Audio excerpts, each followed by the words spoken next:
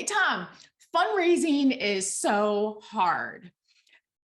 There's a notorious churn of new fundraisers who tend to leave their position within 18 months. What is your take on this? I mean, what can be done to improve this bleak trend?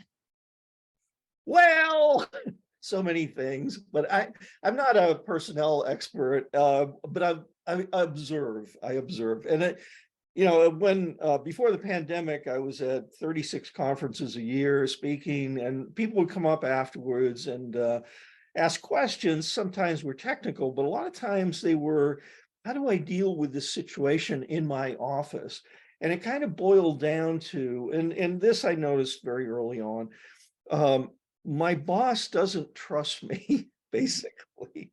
And I have this job, I have this title, I have this responsibility, I have this sort of Damocles hanging over my head. I've got to close the budget gap.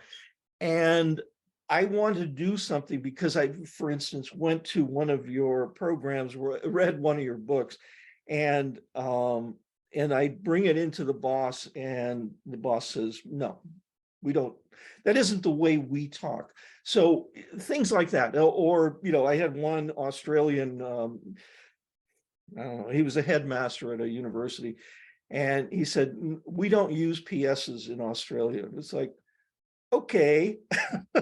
we it's like, can we go back in time to talk to Siegfried Virgil again, because he would say, yes, you must have a PS.